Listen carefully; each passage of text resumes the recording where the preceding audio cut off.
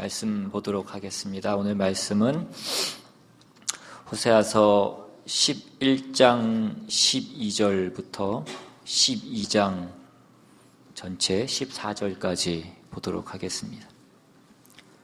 11장 마지막 절 12절부터 12장 끝까지 같이 보도록 하겠습니다.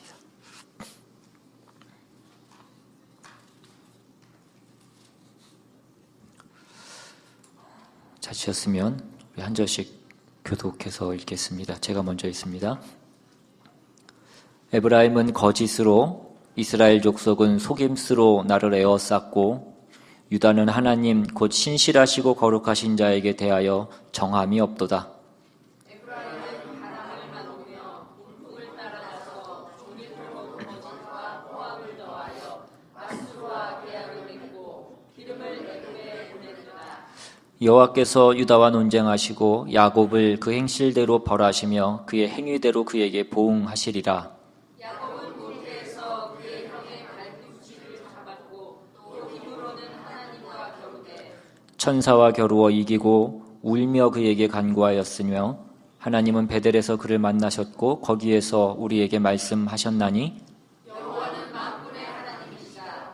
여호와는 그를 기억하게 하는 이름이니라. 그런즉 너의 하나님께로 돌아와서 인애와 정의를 지키며 항상 너의 하나님을 바랄지니라. 그는 상인이라 손에 거짓 저울을 가지고 속이기를 좋아하는도다. 에브라임이 말하기를 나는 실로 부자라 내가 재물을 얻었는데 내가 수고한 모든 것 중에서 죄라 할 만한 불의를 내게서 찾아낼 자 없으리라 하거니와 내가 애굽에 있을 때부터 나는 내 하나님 여호와이다.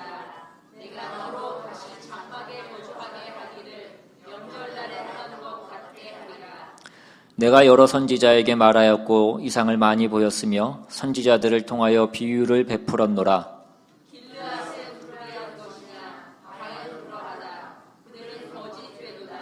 길갈에서는 무리가 수송아지로 제사를 드리며 그 제사는 가장 쌓인 돌무리 같도다. 야곱이 아람의 들로 도망하였으며 이스라엘이 아내를 얻기 위하여 사람을 섬기며 아내를 얻기 위하여 양을 쳤고 여호와께서는 한 선지자로 이스라엘을 애굽에서 인도하여 내셨고 이스라엘이 한 선지자로 보호받았거늘. 같이 읽습니다. 에브라임이 경노하게 함이 극심하였으니 그의 주께서 그의 피로 그의 위에 머물러 있게 하시며 그의 수치를 그에게 돌리시리라. 아멘. 기도하겠습니다. 하나님, 이 시간 주님의 말씀을 듣습니다. 우리의 마음을 온전히 열고 오늘 우리에게 필요한 그 생명의 양식으로 우리가 갈급한 심령으로 주님의 말씀을 듣게 하시고 그 들은 말씀을 알게 하시고 깨닫게 하셔서 우리 삶 가운데 늘 묵상하며 적용하며 살아갈 수 있는 우리 모두가 될 수 있도록, 그래서 세상 가운데서도 하나님의 자녀답게 살아가는 우리 모두가 될 수 있도록 주님 이 시간 역사하여 주시옵소서. 모든 말씀으로 주 예수 그리스도 이름으로 기도드리옵나이다. 아멘. 오늘 본문에서도 보시면 계속해서 이스라엘의 죄악에 대한 고발과 또 그에 대한 하나님의 심판의 말씀이 다루어지고 있습니다.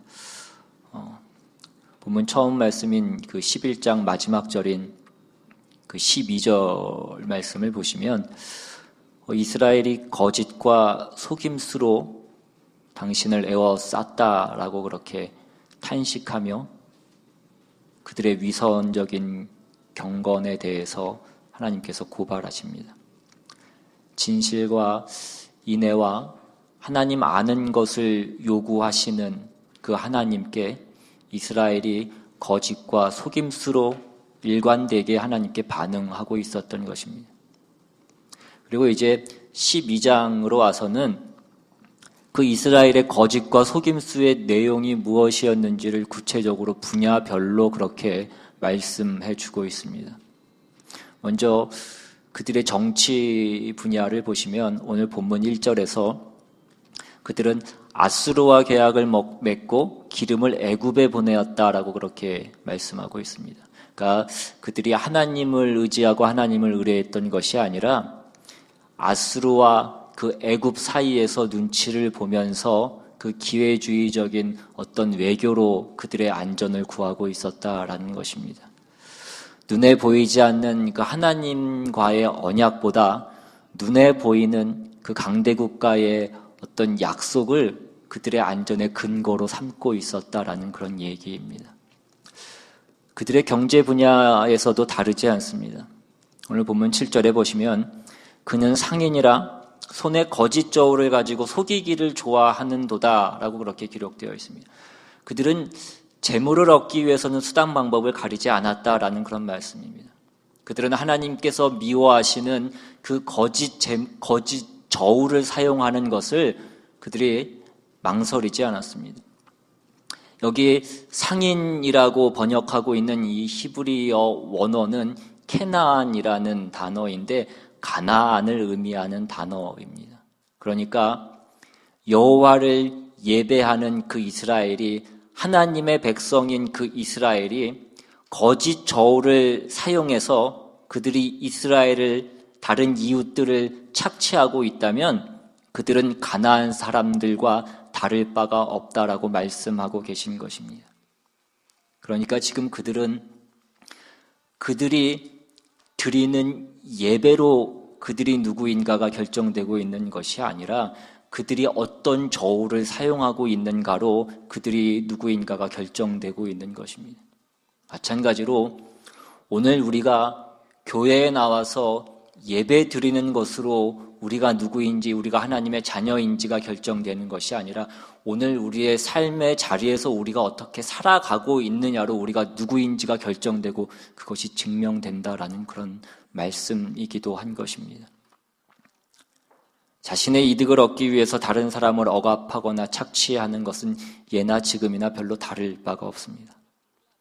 많은 사람들이 자신에게는 관대하고 다른 사람에게는 가혹하다라는 점에서 그 거짓 저울을 사용하여서 다른 사람들을 그 약하고 그 연약하고 그런 이웃들을 착취하고 억압하고 있는 것입니다.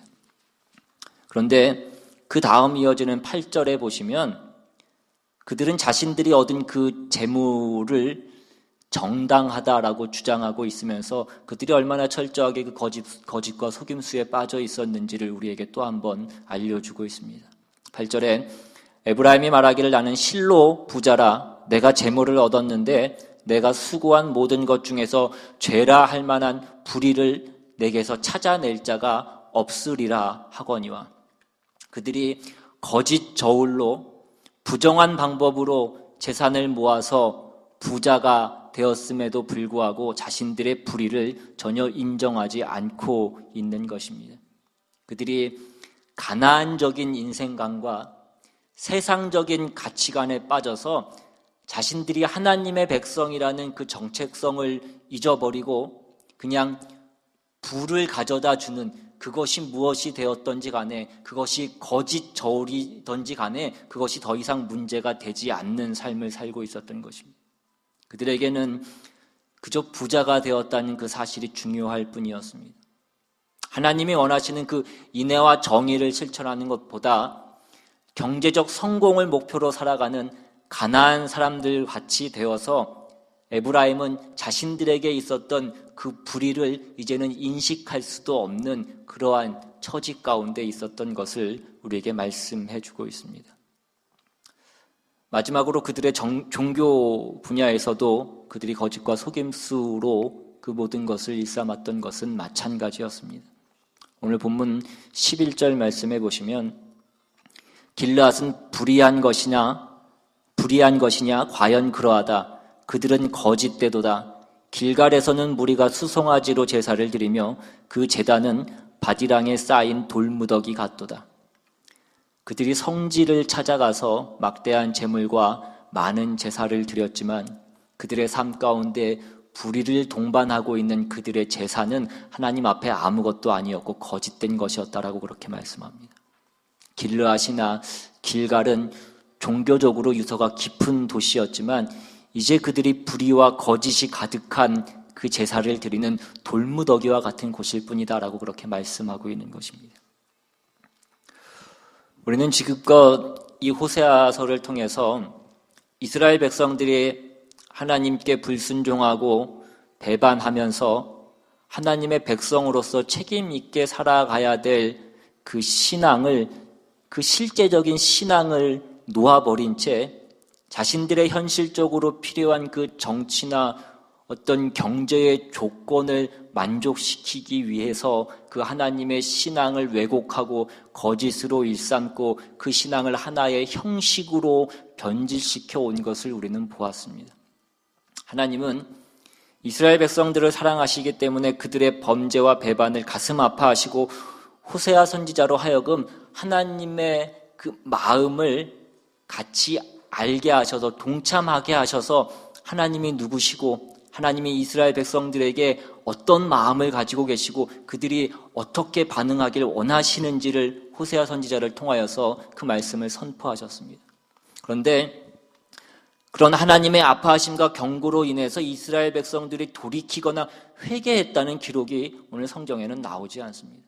그들은 끊임없이 계속된 그 선지자의 경고와 깨우침에도 불구하고 끝까지 고집을 부려서 기어코 그 멸망의 자리로 가게 됩니다.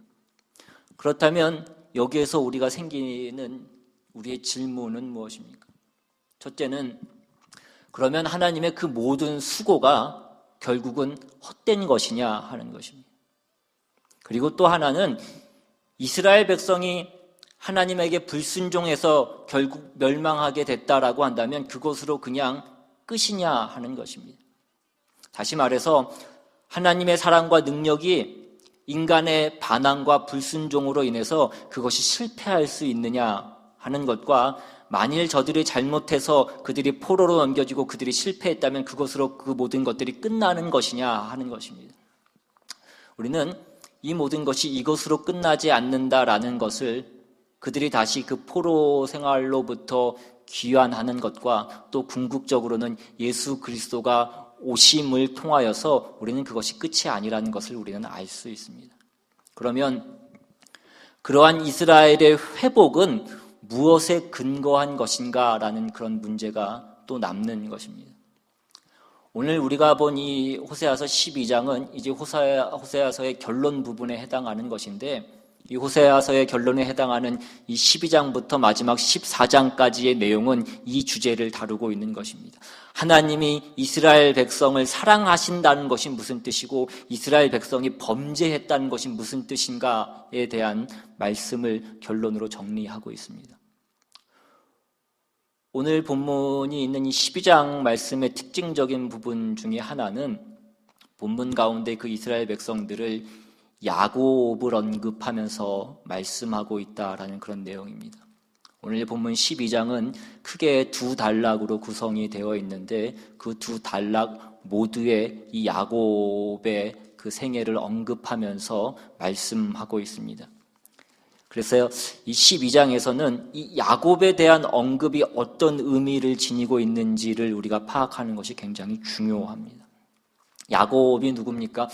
우리가 잘 아는 대로 이스라엘의 자랑스러운 조상이자 그의 새로운 이름이 이스라엘이고 그것이 결국 그 나라의 이름, 그 나라의 국호가 되었던 것입니다.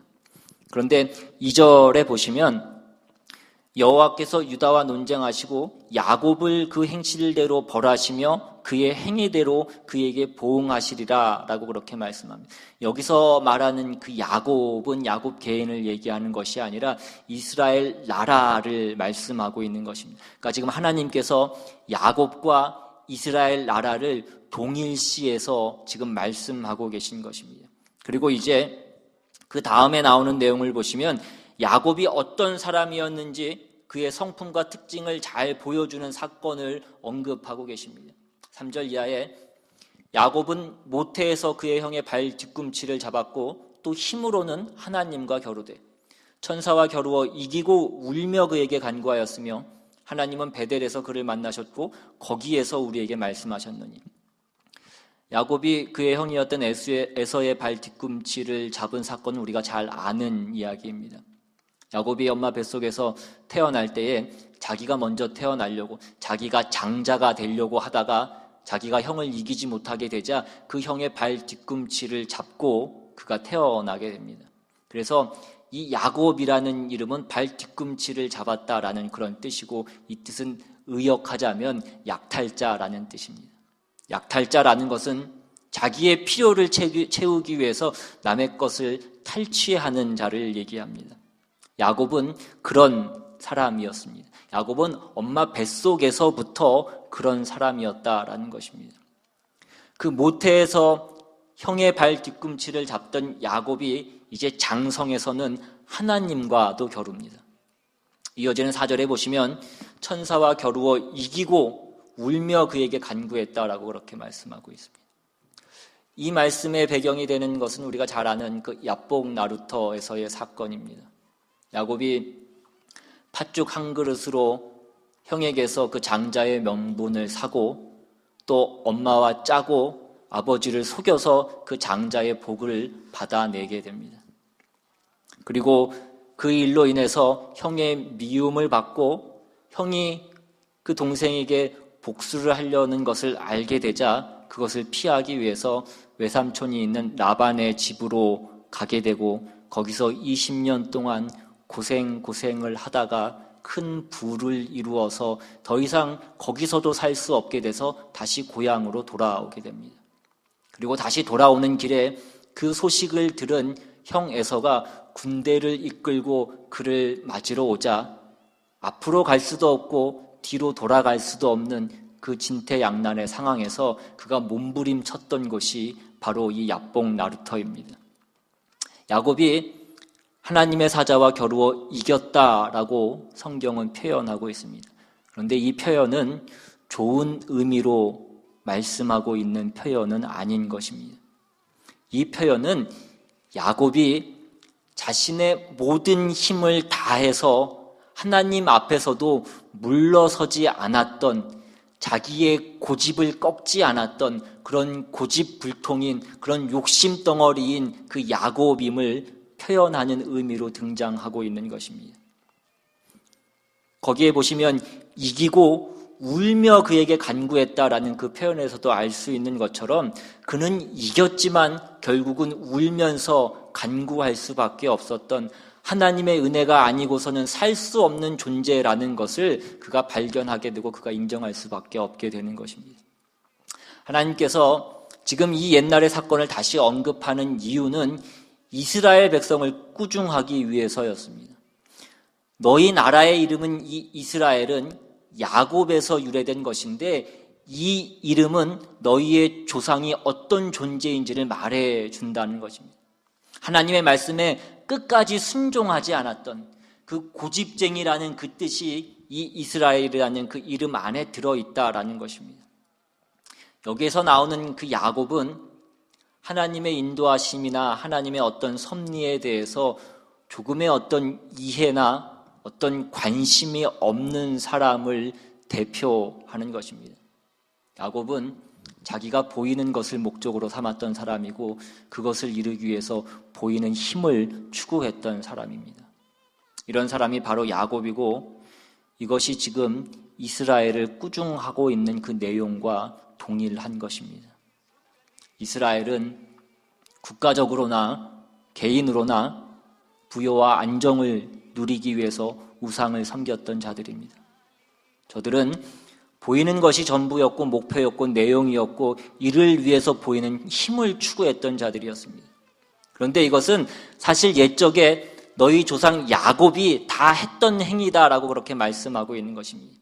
이스라엘이라는 그 이름이 야곱에서 유래됐는데 너희는 원래 그런 족속이었다라고 그렇게 말씀하고 계신 것입니다. 그렇다면 이 말씀이 하나님께서 너희는 그런 족속이니 너희는 더 이상 어떻게 할 수 없는 족속이니 내가 너희를 포기하겠다라는 그런 말씀이겠습니까? 내가 너희에게 마지막 경고로 하는 말씀이다라는 그런 어떤 마지막 경고로 하는 그런 말씀이겠습니까? 그렇지 않다는 것입니다. 오늘 본문 4절을 다시 보시면 천사와 겨루어 이기고 울며 그에게 간구하였으며 하나님은 베델에서 그를 만나셨고 거기에서 우리에게 말씀하셨나니 라고 그렇게 기록합니다. 원래 창세기에 나오는 그 야곱의 생애를 보면 베델의 사건이 야복나루의 사건보다 먼저 행해졌던 것으로 그렇게 기록이 되어 있습니다. 그런데 오늘 본문이 나와 있는 이 호세아서를 보시면 그 베델 사건을 야복나루 사건 뒤에 놓고 언급하고 있습니다. 베델 사건은 무엇입니까? 야곱이 형 에서의 눈을 피해서 외삼촌의 집으로 가는 길에 베델에서 날이 저물어서 돌을 베고 잠이 들게 되는데, 그때 하나님이 나타나셔서 아브라함에게 하셨던 그 약속을 근거로 해서 야곱에게 축복의 말씀을 주십니다. 창세기 28장에 이 내용이 나오는데, 창세기 28장 10절 이하를 보시면, 야곱이 브엘세바에서 떠나 하란으로 향하여 가더니 한 곳에 이르러는 해가 진지라. 거기서 유숙하려고 그곳에 한 돌을 가져다가 베개로 삼고 거기 누워 자더니 꿈에 본즉 사닥다리가 땅 위에 서 있는데 그 꼭대기가 하늘에 닿았고, 또 본즉 하나님의 사자들이 그 위에서 오르락 내리락 하고, 또 본즉 여호와께서 그 위에 서서 이르시되 나는 여호와니 너의 조부 아브라함의 하나님이요 이삭의 하나님이라. 네가 누워있는 땅을 내가 너와 내 자손에게 주리니 내 자손이 땅의 티끌같이 되어 네가 서쪽과 동쪽과 북쪽과 남쪽으로 퍼져가 나갈지며 땅의 모든 족속이 너와 내 자손으로 말미암아 복을 받으리라. 내가 너와 함께 있어 네가 어디로 가든지 너를 지키며 너를 이끌어 이 땅으로 돌아오게 할지라. 내가 네게 허락한 것을 다 이루기까지 너를 떠나지 아니하리라 하신지라. 하나님께서 야곱에게 내가 지금 누워있는 그 땅을 내 자손에게 줄 것이다. 그리고 네 자손이 이 땅에 티끌같이 많아질 것이다. 그리고 모든 족속이 너와 내 자손으로 말미암아 복을 받으리라 라는 그 약속을 주십니다. 이 약속은 하나님이 아브라함에게 하셨던 그 약속의 말씀과 동일한 말씀입니다. 이 약속은 아브라함이나 야곱에게 이 약속을 받을 만한 어떤 조건이나 자격이 있기 때문에 주어졌던 약속이 아니었습니다. 하나님이 야곱의 어떤 조건을 보고 보상하신 것이 아니라 하나님이 하나님이시기 때문에, 하나님은 홀로 완전하신 분이시기 때문에 하나님이 누구와 상의할 필요가 없고 협의할 필요가 없이 하나님의 능력으로 그 약속을 주시고 그 약속을 이루실 수 있는 분이기 때문에 그 약속을 주시고 그 약속을 이루실 것이다 라고 말씀하고 있는 것입니다.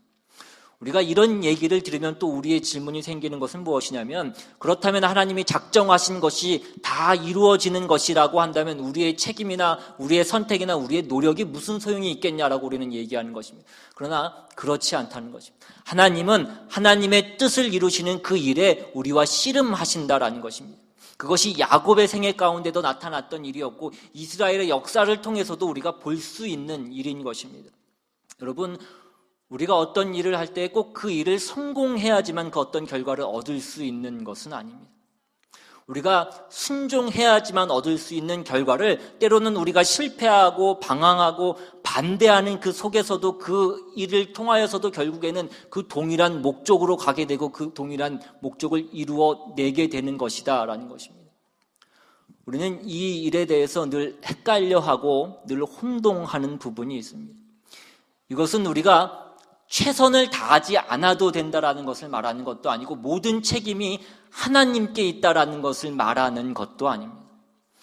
약속하신 하나님의 하나님 되심으로 말미암아서 그 약속이 취소될 수 없는 것이며, 그렇기 때문에 하나님이 우리의 거부와 반대와 우리의 방황 속에서도 그 일을 이루실 것이다 라고 말씀하고 있는 것입니다.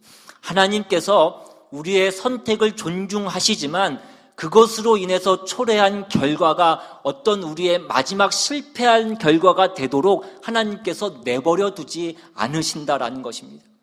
우리가 잘못한 것을 우리가 그 결과를 겪게 하시고 경험하게 하시지만 또한 우리의 불신앙과 우리의 배반을 하나님께서 감내하시면서 하나님께서 같이 씨름하신다라는 그런 사실인 것입니다. 그것이 많은 시간과 순서를 포함한 과정을 통하여서 이루어지는 것이고, 그것을 통하여서 마침내 우리가 우리의 마음 가운데 하나님 앞에 온전히 항복하면서 나아가는 것입니다. 이것이 긴 시간을 필요로 하는 것이고 오랜 시간이 걸리는 것이기 때문에 우리는 잘 이해하지 못하고 우리는 잘 인지하지 못하고 있을 뿐인 것입니다. 우리는 이스라엘 백성들이 결국 멸망하고 포로로 잡혀가게 된 것이 결코 그들에게 그것이 손해가 아니고 그것이 끝이 아님을 우리는 호세아서를 통해서 또 이스라엘의 역사를 통해서 우리는 알게 됩니다. 창세기 28장에 나온 그 야곱의 생애에서 확인한 바와 같이 그가 잘한 것이 없어도 하나님이 야곱에게 복을 주시는 것은 결국 하나님이 아브라함에게 하신 그 약속 때문이었습니다. 이것이 중요한 내용입니다. 아브라함에게 하신 약속이란 아까도 말씀드린 대로 인간에게 어떤 조건이나 자격을 묻지 않고 하나님이 복을 주시기로 작정하신 그 첫 대표자가 아브라함이라는 그런 의미인 것입니다.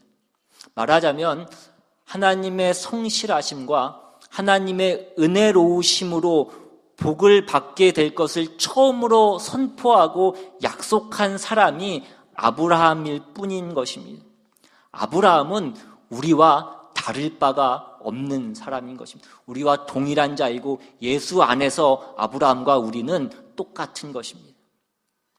창세기 28장 15절을 다시 보시면 내가 너와 함께 있어 네가 어디로 가든지 너를 지키며 너를 이끌어 이 땅으로 돌아오게 할지라 내가 내게 허락한 것을 다 이루기까지 너를 떠나지 아니하리라 하신지라 라고 말씀합니다. 우리는 이 말씀도 우리의 어떤 인간적인 관점으로 이해를 하게 되면 하나님께서 결국 이 일을 다 이루실 것이라고 한다면 왜 굳이 그 삼촌 집으로 보내서 그 고생을 다 겪게 하시고 그 일을 이루시느냐 하는 것입니다. 그 고생을 하는 것이 무슨 필요가 있겠냐는 것. 지금 이곳에서, 지금 이 베델에서 하나님께서 그 일을 이루어 주시면 되지 않겠냐라고 우리는 생각하는 것입니다. 그러나 하나님이 그렇게 하시지 않으신다는 것입니다. 하나님이 우리를 항복시키실 때 가장 먼저 허락하시는 가장 중요한 것은 하나님 없이 사는 것이 무엇인지를 우리에게 경험하게 하신다라는 것입니다. 여러분, 이것은 우리를 그냥 내버려 두셨다가 어떤 기한이 되면 우리를 찾아오신다라는 것을 말씀하는 것이 아닙니다. 우리가 우리의 소원을 이루기 위해서 그 소원이 이루어지지 않는 어떤 상황 가운데 그 상황을 이해하기 위해서 반항하고 방황하고 그 비명을 지르는 그 모든 경우와 모든 자리에 하나님께서 함께 하신다는 것입니다. 그것이 어떤 자리이든지 간에. 여러분, 결국 우리가 하나님께 항복하는 자리가 어디냐라는 것입니다. 우리가 하나님 앞에 간절하게 기도했더니 하나님께서 내가 원하는 그 응답을 주실 때 우리가 하나님께 항복합니까? 내가 열심히 봉사하고 헌신했더니 하나님께서 그에 합당한 보상을 나에게 주셨을 때 우리가 하나님께 온전히 항복하게 됩니까? 우리는 그런 것으로 항복하지 않습니다. 따지고 보니 어느 경우라도 내가 혼자가 아니었다라는 것을 내가 어느 날 하나님을 만나서 알게 되었을 때 우리는 하나님께 온전히 항복하는 것입니다. 하나님이 늘 함께 계셨는데도 내가 그동안 몰랐다는 것이 깨달아져서 우리의 눈물이 온전히 터지게 되는 것입니다. 하나님이 늘 옆에 계셨는데도 내가 내 갈 길 가느라고 하나님이 내 옆에 있는 것을 알지 못하고 여태껏 혼자 걷고 혼자 억울한 상황 가운데 있는 줄 알았는데 그 모든 경우와 모든 자리와 그 모든 억울한 상황 가운데 하나님께서 함께 해주셨다라는 데 우리는 하나님 앞에 온전히 녹아버리는 것입니다. 우리 삶의 모든 구체적인 경우와 구체적인 상황과 그 모든 구체적인 억울한 그 자리 가운데 하나님께서 함께 하셨다는 그 사실이 우리로 하여금 하나님께 항복하게 하는 것이고 우리로 하여금 하나님이 하나님 되심으로 만족하게 만들어내는 것입니다. 그리고 이제 그것을 이스라엘에게 동일하게 선언하고 계신 것입니다. 내가 너와 함께 있어 네가 어디로 가든지 너를 지키겠다. 이 약속의 말씀은 오늘 본문에 보시면 이스라엘이 어떤 존재인지, 그들이 얼마나 악하고 그들이 얼마나 못난 존재인지에 대해서 야곱의 인생을 통하여서 증언하시고 난 후에 이 약속의 말씀을 주어지고 있는 것입니다. 5절 말씀을 다시 보면 여호와는 만군의 하나님이시라. 여호와는 그를 기억하게 하는 이름이니라. 그런즉 너의 하나님께로 돌아와서 인애와 정의를 지키며 항상 너의 하나님을 바랄지니라 라고 말씀합니다. 이렇게 하면 하나님께서 용서해 주시겠다라는 법칙으로 인애와 정의를 말씀하고 있는 것이 아닙니다. 야곱이 얼마나 못난 자인데 그가 한 짓으로는 받을 수 없는 그 결과를 어떻게 얻게 되었는지를 생각해 보라는 것입니다. 이것은 하나님의 하나님 되심 때문이라는 것입니다. 너희의 고집과 너희의 불순종으로 말미암은 결과를 너희가 보아야 되는데 이는 너희가 아수르의 포로가 되는 것이다. 그러나 그렇다고 해서 내가 그 자리에 함께하지 않고 너희를 아수르에 내던져 버리는 것은 아니라는 것입니다. 거기서도 나는 너희와 함께할 것이고 내가 함께 있으면 꼭 해야 하고 어느 곳에서나 할 수 있는 것이 있는데 그것이 인애와 정의를 지키는 것이고 항상 나 하나님을 바라보는 것이다 라고 그렇게 말씀하고 계신 것입니다. 여러분, 기독교 신앙의 핵심은 우리가 잘하면 복받고 잘못하면 벌받는다는 그런 보응의 원리가 아니라는 것입니다. 기독교 신앙을 우리가 그냥 보응의 원리로만 이해하면 우리는 우리가 원하는 것을 얻기 위해서 우리와 하나님과의 관계를 이해의 관계로 우리는 만들어버리는 것입니다. 우리가 원하는 그 조건을 얻기 위해서 다만 하나님이 우리의 수단이고 우리의 힘이 되기를 바랄 뿐인 것입니다. 하나님이 그 야곱을 놓아두신 그 생애 속에서도 이스라엘을 아수르에 넘겨버리신 그 비극적인 사건 속에서도 사실 하나님은 야곱을 놓으신 적도 이스라엘을 버려두신 적도 없는 것입니다. 오늘 우리의 현실은 어떻습니까? 오늘 우리가 있는 우리의 자리와 우리의 현실은 다만 우리의 잘잘못 때문에 오늘 우리의 현실이 그것에 대한 보상으로 주어지고 있는 것은 아니라는 것입니다. 물론 우리의 불순종과 우리의 미련함과 우리의 고집 때문에 우리의 신앙이 좋았으면 오지 않았을 자리를 오늘 우리가 오게 된 것이다 라고 그렇게 얘기할 수도 있습니다. 그러나 하나님이 우리에게 가르치시려는 것은 하나님과의 관계는 이해관계가 아니고 기계적인 관계가 아니라는 것입니다. 하나님이 모든 경우에 우리와 함께 하시며 그런 보상과 상관없이 하나님이 함께 하시는 것을 우리가 어디에서나 누릴 수 있고 또 누려야 된다는 그 사실을 야곱의 피난사리와 그 이스라엘의 멸망과 오늘 우리의 현실 가운데에서 말씀하고 있는 것입니다. 여러분, 여러분의 인생이 고단하십니까? 그 고단함으로 인해서 억울하신 생각이 드실 때가 있으십니까?